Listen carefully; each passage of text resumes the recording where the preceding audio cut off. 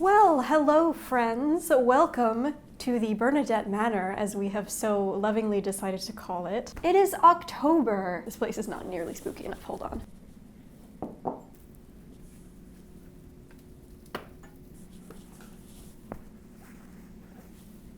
Okay, we're ready now. Happy most wonderful time of the year, aka Halloween, aka October, autumn.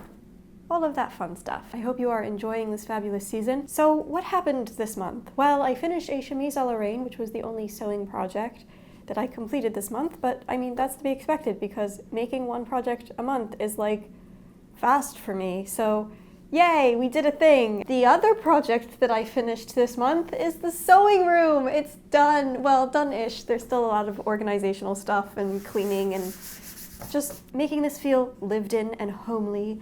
But that is all stuff to come. That is stuff that can continue to come whilst I proceed with my normal working life. This has been way more of an endeavor than I expected it to be. Not that like I expected it to be easy, but I'm one of those people that just cannot focus. I can't brain when my environment is a mess. So when there are boxes everywhere and little polystyrene pills all over the floor and the room is half finished or half empty or doesn't look complete, like I just can't focus on work. So I have had a lot of trouble getting myself focused and getting myself to sit down and sew this month, which is why it's taken a month to get the chemise done. Well, more than a month because I've been working on it since before this room was a thing. But it was really, really cool as I was sitting here re-spooling and organizing all of my trims and fabrics and stuff, which will be in the vlog, not to worry. I could feel the overwhelming urge to just make stuff and to make stuff really meticulously and precisely and beautifully because the work has to reflect the place that I'm in. So yeah, I'm very excited about all of this. It feels legit. I feel like I'm not just doing this YouTube thing for fun now. We are committed. We are here and we are gonna do some fun stuff for a good long while, I hope. So that's all very exciting. I suppose I should give you a tour of the sewing room. I don't know, like, is this spoiler alerts for the vlog that is to come? The vlog's not gonna come out until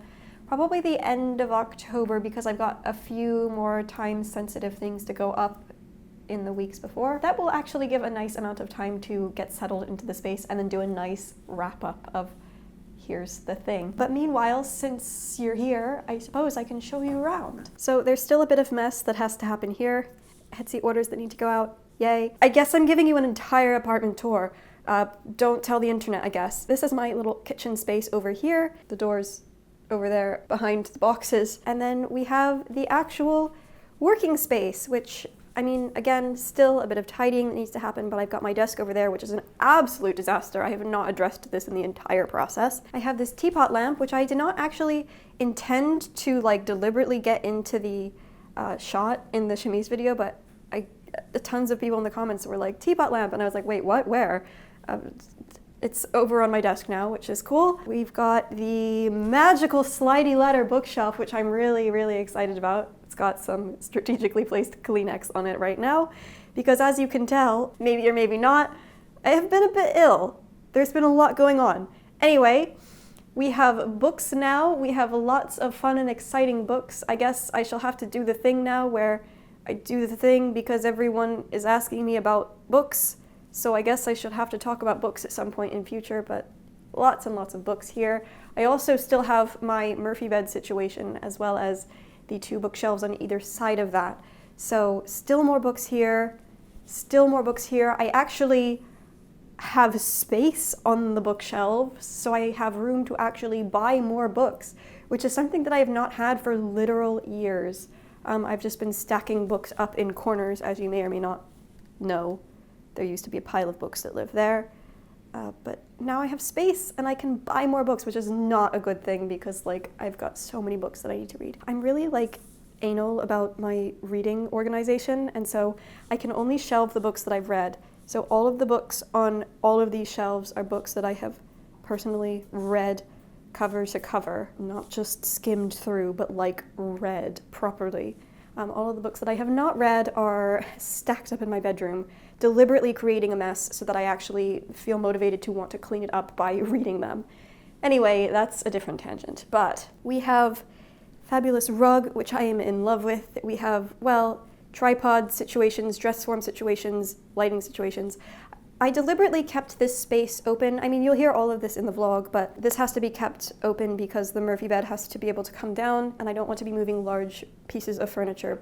However, this does leave me also with a nice bit of wide open working space and walking space because I do not thrive well in an environment that requires me to climb over and around furniture frequently, so I like having this wide space here. It also gives me space to cut large items of garment if need be, as well as do some draping. So Dress Form Lady will just live around here. I also have Cesario living here, which is not the ideal place for him. Cesario is now pretty much a free-range beast, except when I have to go to sleep or go out. But now that this place is put together, and I've been deliberately pig-proofing it, so I've been deliberately hiding wires and stuff so that he cannot get to them, sir. Little beast now can now have free reign of the apartment, which he's very, very excited about, and he wants to get out right now, but you have to stay in here for a few more minutes, okay? Yeah, go run in a minute, okay? So anyway, small digression, but then we have the cutting table situation, which has been a bit of an adventure. You shall see in the vlog, but there was a bit of a miscommunication with IKEA regarding sizes, so I actually have this situation happening here where the countertop bit is not quite wide enough, and I have another one of these hiding behind the dresser in my bedroom now because it's really big, but I don't really want to return it yet, in the hopes that maybe I can work out some sort of situation to put it there somehow. It's really wide, so it involves cutting, which involves probably heavy power tools, which I'm not really personally very adept at, so that's something to be addressed in the eventual future. However, this is perfectly functional for now. I really, really love the color of this wood. I mean, I go into this again in the vlog, but you know, I really wanted a nice warm red-toned wood because, as you can see, I have a lot of green and blue and turquoise outside my windows, and that makes all of my footage skew very cold and not very interesting to look at. So I wanted some warmth because that is my aesthetic, I guess. I'm very excited about all of this. I've got this countertop thing is balanced on two dresser situations, so look at all of this storage on two sides, which is wondrous. I'm very, very excited about this. I fit all my fabric in there, all of my trims in there, all of the ironing stuff, all of my foliage, patterns, everything that was living in the closet next to the front door for all of these years, and now I have effectively reclaimed that entire closet, so I don't know what I'm going to put in there. Maybe completed reconstructions. We shall see. I am not accustomed to having like actual available storage space, which is cool. I also now have, oh my god, you're going to see this entire thing on the actual tour in the video. You're going to be so bored. But hopefully by the time I do that, it will be neater, because this is not very neat right now. So over here I have a small writing desk, which houses all the Etsy print situations, all of the Patreon mailing situations, all of the P.O. box recipient things that I have yet to respond to and address. And yeah, this is wonderful. There's not, as you can see, very much space to access this from between here, which is not ideal, but like there's not a whole lot of option that I have here. So I love this little writing desk. It's so lovely. I have to do some creative organization to figure out how I'm going to fit all of the print stock as well as envelopes and postage and things, and still have room to actually work. I think I want to move a printer over here because right now I'm walking back and forth between my actual desk and this desk to do the postage, which is not ideal, but stuff will all get sorted as I start working and using stuff and figuring out more logistical solutions. I have also, breaking news, lined up a wonderful young assistant who really wants to come and work with me. It's funny because I intended to put a notice out at NYU to see if there was anyone, you know, any young costume students who wanted just a couple hours work a week. And literally as I was drafting up that notice, a lovely young lady sent me an email saying, "Hi, I'm a student at NYU. I know this is a long shot, but if you're looking for," and well, she used the word apprentice. So I will probably also be letting her do some sewing because that's what she's really interested in. So I will probably in the near future be bringing someone in a couple of hours a week to start taking care of the Etsy stuff, which is going to be a huge level up. Yes, I know, Kathy, my wonderful business mentor, has been nagging me about hiring an assistant to do all of this stuff for literal months, and I'm finally doing it. So there you go, Kathy. I hope you're happy. It hasn't happened yet, so don't be happy for me yet, but this will be wonderful. This will free up like 2 hours of my morning every morning so that I can spend that time sewing and making stuff and scripting stuff and planning stuff, and it will be so fantastic. Anyway, I'm gonna go put this back on the tripod so that you can actually see me. So that is what we have been up to this past month.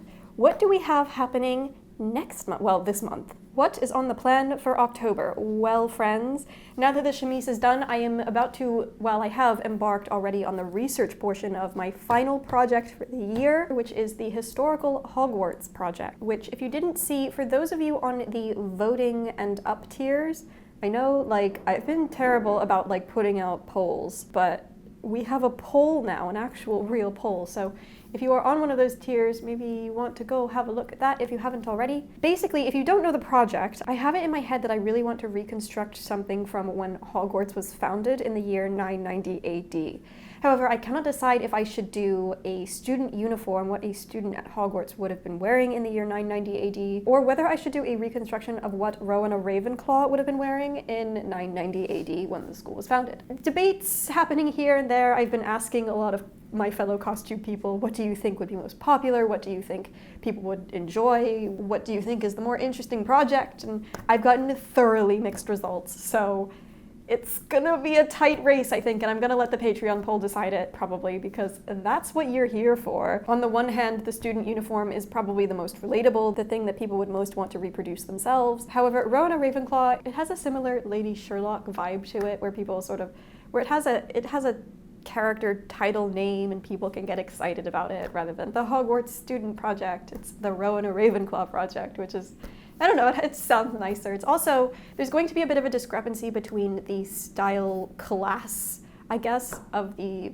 style of dress, because Rowena Ravenclaw, presumably as a founder of the school, would be wearing something a bit more posh and pretty to look at, whereas the students would be dressed probably more along the lines of academics, scholars, priests, scribes, or whatever. So, a different style of dress going on. I know lots of people so far are saying, just do both. I definitely don't have time to do both right now in this very present minute, because, fun announcement that I think I can announce to you friends, it's not happening for a while. However, so Isabella Pryor of Pryor Attire does an annual Victorian ball, I guess it's usually Victorian or something, in Bath in the spring. So it's happening in May, and the theme for this year is 1890s. So Kathy had already convinced me to go. I was already going to go. However, okay, so a bunch of us costume folk, we have a little group chat. We share fun comments and analytic insight things, and we just talk to each other and help each other. One day, one of us posted a screenshot of a comment saying, it's sort of become a running joke between us that we all know each other, but the internet doesn't know that. So one of us had posted a screenshot of a comment saying, hey, you should check out this really cool, fun guy called Zach Pinsent. He wears period dress all the time. And like, he's literally in the group chat, like, he's friends with us, we know him. And so we all just laugh about that stuff. Like Morgan Donner gets comments on her videos saying, hey, you should check out Bernadette Banner. It's like, okay, sure. So we ended up sort of jokingly saying, we just need to do one video where all of us appear in the same video just to prove to the internet that we all know each other. We all talk to each other. We're all friends. So I said, well, there's that ball in Bath in the spring, like 1890s. That could be fun. And Noelle of Costuming Drama was like, actually, I'm down for that. And Morgan Donner was like, actually, I'm down for that. And of course, Kathy lives in England and Zach lives in England. And we got to talking to Karolina Zabrowska, and she was like, I literally just bought my ticket 5 minutes ago. So it turns out a lot of us are going to this ball in Bath in May. So my next project, after I finish the Historical Hogwarts, which I'm aiming to have done by the end of the year, will be to start an 1890s dress, which of course is like more 1890s after doing Lady Sherlock, but this is going to be evening wear. This is actually, if you are paying attention, the sketch that I did for the figure drawing video that I put out a couple of weeks ago, that is the design for this project. So I drew up the design. I sent it to Kathy and our friend Constance, who is also a dear friend of ours, but who is not really on the internet. And they both said, wow, we have effectively designed the same dress. They're all based off of Worth gowns, kind of, because we're all trash for Worth who's not. So it looks like the three of us are going to be doing some sort of matchy 1890s thing I'm super excited about. So there will be the gown, there will be probably another sort of series of undergarments. I may or may not make a petticoat because I didn't make one for Lady Sherlock. I'm also going to figure out an alternate corset situation because the Lady Sherlock corset does not quite achieve the silhouette that I intended it to achieve. And to be quite honest, I'm not sure I consider that corset project a success. So I kind of really want to do a corset project take 2 where I do it differently. And I actually have theories because I've done the research that I did for the Mary Poppins glamour thing actually brought to light a little theory in that I don't think, if you were very slim, I don't think those women necessarily were wearing corsets because there are images of advertisements of these bust bodices, these like bust improvers that are basically like boned camisoles that come up to here because, you know, you need the full padding here, which is exactly what I need. The corset would only come up to here, which defeated the purpose because I couldn't pad up here. And it says those could be worn with or without a corset. So that's my next project. There's one in the Met. I'm going to see, as this project is so far out, if I can go and see if I can have a look at it. I know they're very, very, very finicky about appointments there, and usually you have to wait months in advance in order to get an appointment, and you can only have 2 hours with it, and you can't touch it and all this stuff. So I don't usually bother with the Met, but as it's so far out, I may do it. Speaking of the Met, and speaking of the end of the year, this is going to be a very long update because so much exciting stuff is happening. I am actually going back to London in mid-December and all of January, so I guess I'm starting the 1890s project when I come back in February, which is going to be cutting it probably close, as usual, but anyway, I digress. So we are now well in production for Patterns of Fashion 6 at the School of Historical Dress, which is so super exciting. Last week, actually, my colleagues from the school came over to New York for a couple of days, and the three of us were at the Met for a couple of days taking patterns for book 6. Checking some of Janet Arnold's old patterns that she took way back in like the 90s or something, which is, I mean, it's like having Janet in the room with you. It's incredible just looking at her notes that aren't quite finished and looking at what measurements she didn't quite get that we need to get. And Jenny, our principal, was actually taking a pattern of another dress in their collection, which will be in the book. So, oh my God, I had like a moment of revelation, and I actually meant to do like a proper like blog post writing all of this out because it was a moment, but I just suddenly realized how important the School of Historical Dress is to the world, but like also to me, because I started my whole historical dress journey at the School of Historical Dress being trained by these people who are, in my own biased opinion, like the most knowledgeable people in dress history in the world right now. And it's been the most magical journey with them from when I started as a work-study student for 4 weeks. It turned into years, just to sort of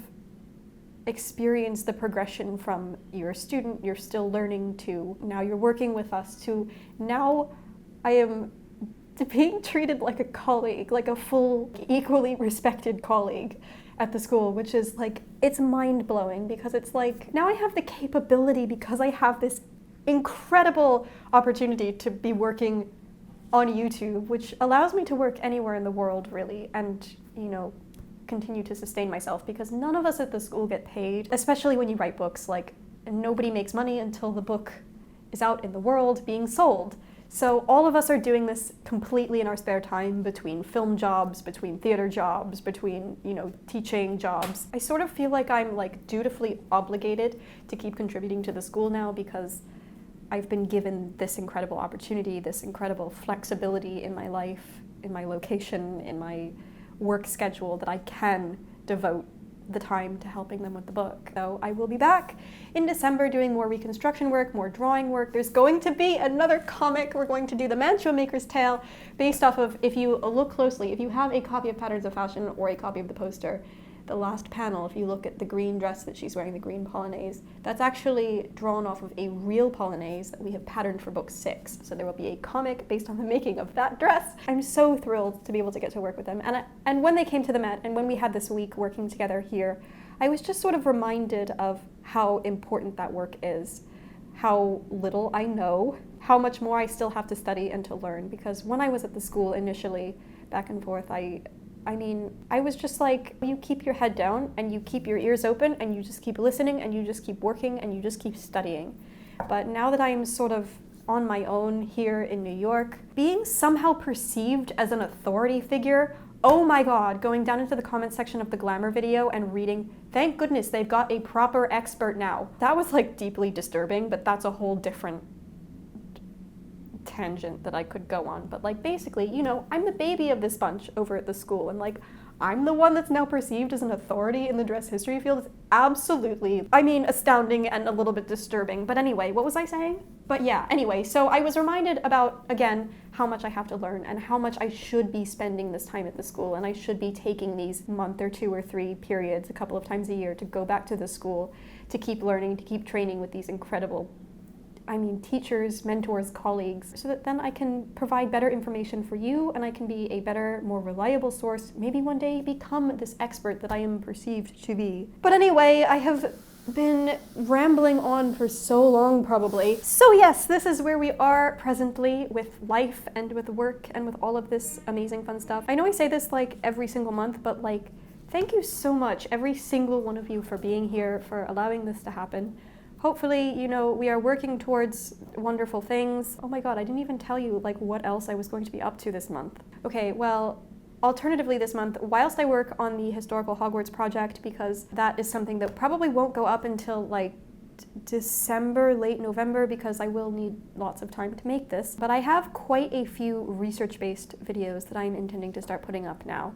So I've got one on corsetry, I've got possibly one on the historical accuracy of Halloween costumes. I have yet to figure out if Carolina's already done a video on that. For some reason I thought she had, but then I looked and I don't think she has.